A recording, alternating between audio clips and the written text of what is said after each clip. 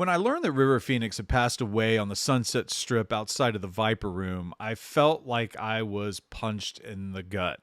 I'm not sure why. At the time, I was a sophomore in college. Grunge was in full swing, and I really felt like the artists in both film and music were doing things in a way where it felt like it had this purity or honesty to it. I don't know.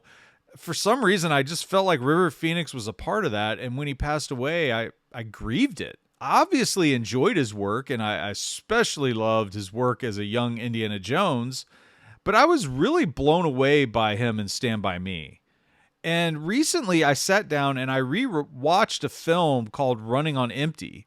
And in this video, I want to look back at his work in that film and explain why I think River Phoenix is one of the great talents that we lost in the early 1990s.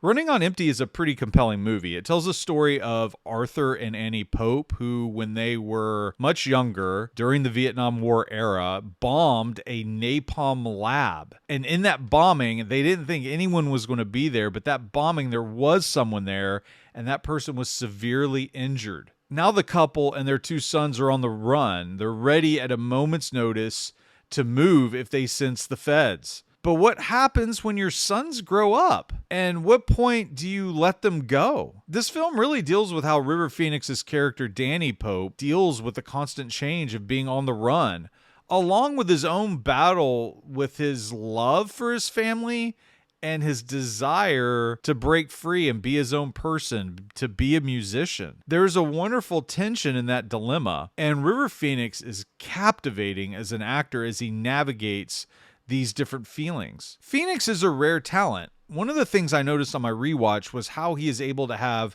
chemistry with like every single actor he's on screen with. It's really amazing. That's a rare gift, and I think it's often overlooked in actors when they're able to do that. And Sidney Lumet, the director, just directed these interactions beautifully, and I feel like he really gave them room for them to find their way in a scene. And there's several stories that are out there about him doing just that. Phoenix is exceptionally amazing opposite several actors, but specifically Christine Lady and Martha Plimpton.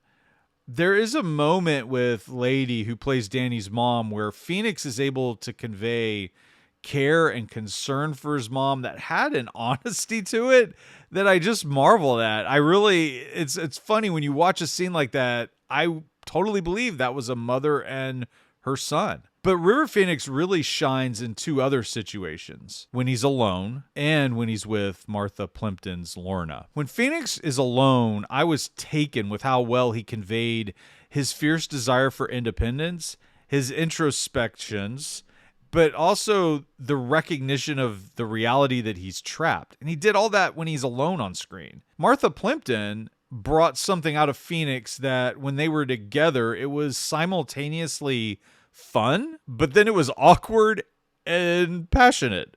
I understand that Plimpton and Phoenix were dating for 2 years at this point, and their familiarity with one another was clear.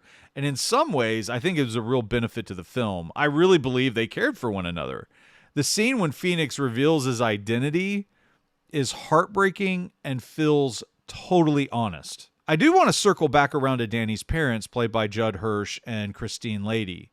The trio is great. They're amazing together. All three have wonderful moments in the film. They felt like a family. But I was specifically blown away by Christine Lady.